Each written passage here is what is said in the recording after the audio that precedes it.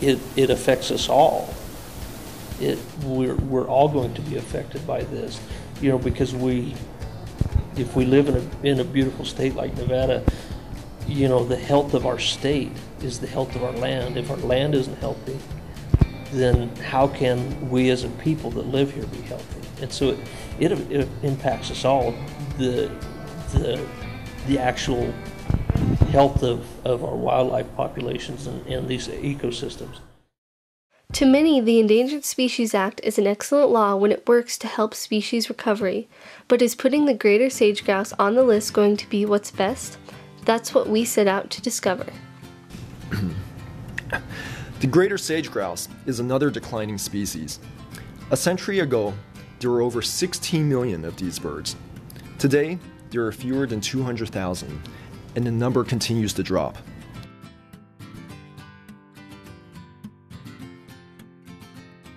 The current situation with the sage-grouse, the numbers for the bird are down to about 5,000. The amount of habitat that the bird has been reduced by half since the early 1900s due to development, due to ranching, due to wildfires, invasive species such as cheatgrass. They thrive in a sagebrush habitat, and they only have half of what they originally had, so they've been listed on the threatened species list. And last case scenario is that they'll be placed on the endangered species list, which if that happens, that could really harm the economy here in Nevada.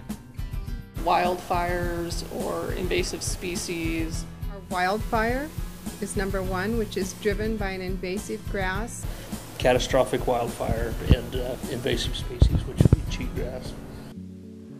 Based on the sage-grouse current threats and needs, there are many who believe placing it on the endangered species list may only hinder its recovery, but there are still those who advocate for its listing. I think the one way it might help is that it will bring it more into the spotlight for the general public. People tend to pay more attention when a species is in peril and it's obvious, like it's listed. So that might generate more conservation activities. If the bird is listed, the Bureau of Land Management will have to do consult with the U.S. Fish and Wildlife Service on any management activities that occur within areas that are determined to be sage-grouse habitat, which is a large percentage of northern Nevada.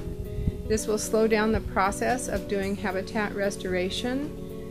It will also slow down the process of doing any other type of activities such as grazing, mining, etc. on the lands that are managed by BLM.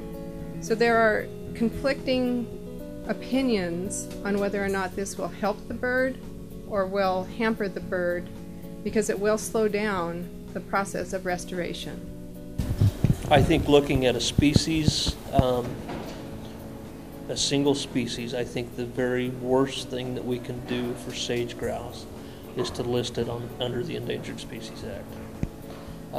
West-wide, in the 11 western states that sage-grouse is in, there's been, in the last 4 or 5 years, an unprecedented amount of cooperative conservation that's been happening across the board between federal agencies, private landowners, state agencies, and there's a huge momentum that's been built up.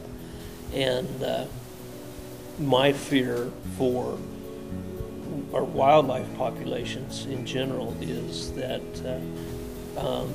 a listing of the sage-grouse as endangered will set back cooperative conservation a generation, maybe 2 generations. We've made such great strides in learning how to get along and how to communicate and how to work cooperatively, that I would hate to see that lost. The species is now the focus of unprecedented, range-wide conservation efforts to turn its status around and to prevent it from being listed under the U.S. Endangered Species Act within the next 3 years. For example, the USDA's conservation arm has spent over $100 million to conserve this species. I think you need to establish some core habitat zones.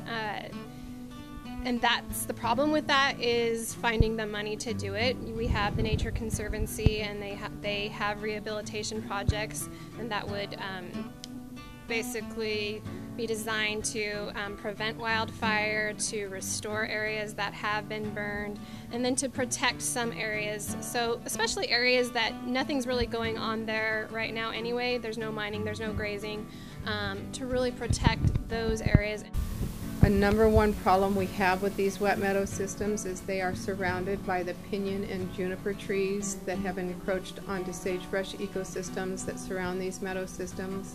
I believe we could have a large impact on improving habitat quickly by treating the uplands, removing the trees that surround these wet meadow systems, and reducing the impact predators would have on these hens, and improving these meadows to produce more food for the hens in the late summer period. We all work together, we communicate, we collaborate, we don't set distinct boundaries, we each help each other out to do multiple conservation projects for the sage-grouse. And I think, I've worked with other species that have been in decline, and I've never seen this kind of collaboration that I see with the sage-grouse, so I think it's a really positive thing, and I think that it's something that needs to continue no matter what the listing decision ends up being. And if that happens, then I think that's, good news for the sage-grouse. There are currently huge conservation efforts being made to preserve the greater sage-grouse species. If the species is listed on the endangered species list, these efforts may be halted or stopped completely. The people and economy of Nevada will surely be impacted greatly. It will end up on the list if we don't actually do something.